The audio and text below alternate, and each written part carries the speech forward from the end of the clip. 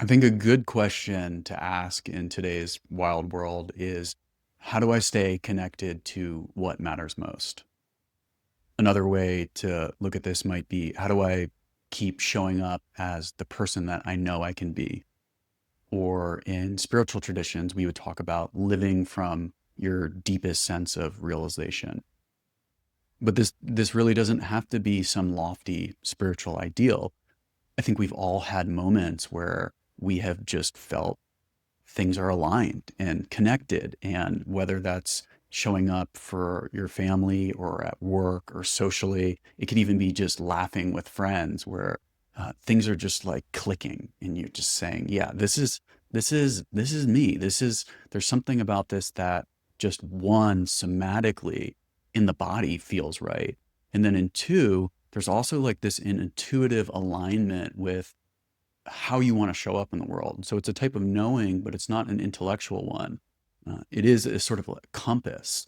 And inevitably, we will lose track of that sense of just like radical, yes, this is how I want to be in the world.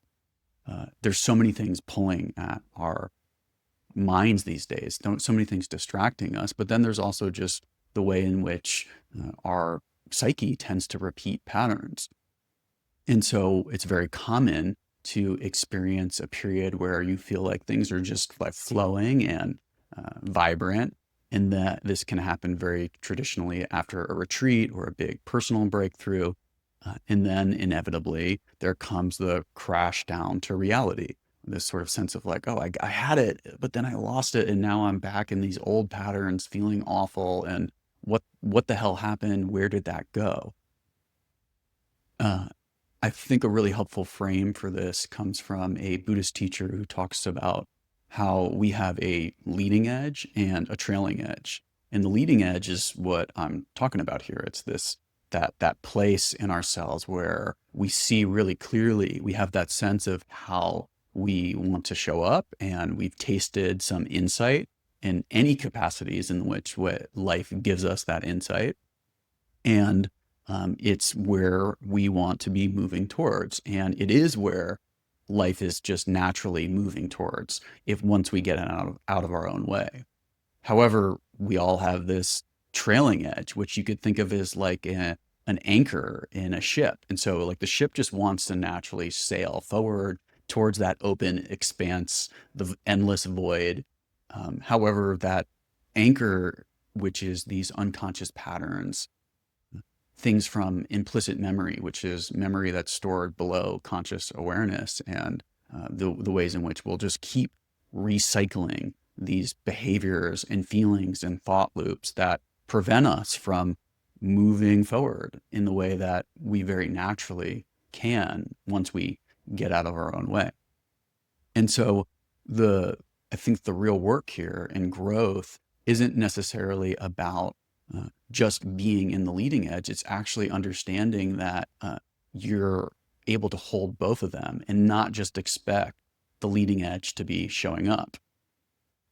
In fact, that's actually, I think, what causes most of the confusion and suffering. It's like when you have that breakthrough moment, when you experience that growth, but then that trailing edge comes up, which usually sometimes can also even arise simply because you were able to open things up so much now that you're able to clearly look at some of that old stuff. But then what happens is like, oh, well, since this is arising again, I've totally messed up. I'm a failure, and all that was just a fleeting nothingness, and a flaky breakthrough is a term that I've heard, and that very much can be the case. But what I think, more interested in exploring here today is what in Dzogchen, which is a Buddhist tradition, they call the view. And the view is your fundamental orientation to reality. In their cosmology, that would be an orientation that recognizes that we're not separate, that awareness and appearances are one indivisible whole, that everything is just this one field. And when you forget that, you will suffer and you will be uncomfortable and experience pain and contraction. Yet when you remember that, we're all connected, we're all in this together, you're going to feel aligned and clear and alive and fun and joyous and easy. And so the thing about view is that you can have a taste of where you're going on that leading edge, and even keep reminding yourself about wanting to move in that direction and set that intention, which is beautiful. However, that's not really enough because it needs to be practiced and it needs to be tended to. And I think very much you can think of this like as tending to the embers in a fire.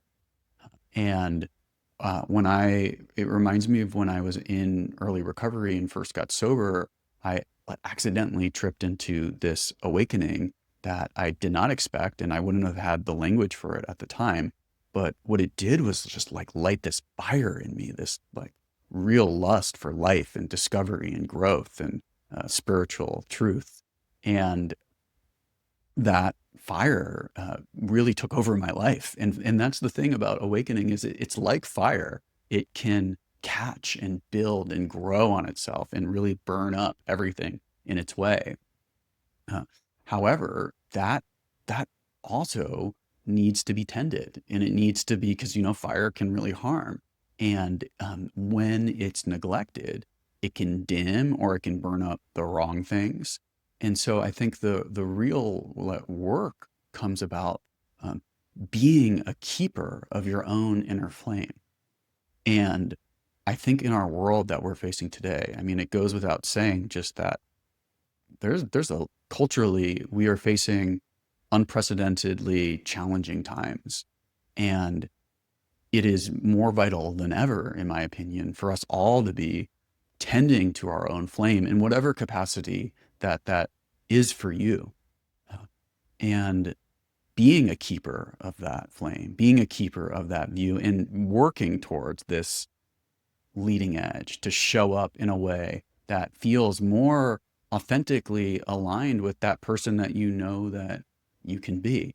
And for me, I think it means like really just being all in on life, which reminds me of my favorite quote, probably my favorite quote of all time, which is from Chögyam Trungpa Rinpoche.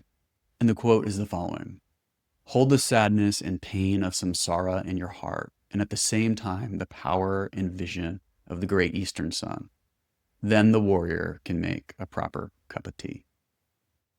And so for me, this is so beautiful because it points to the fact that we have to hold quite a lot of pain and suffering right now in this world. And I think being a keeper of the flame is not turning away from that and not pretending that that doesn't exist. And of course, it's not just out there, but we also we experience this within ourselves too, because we're all connected.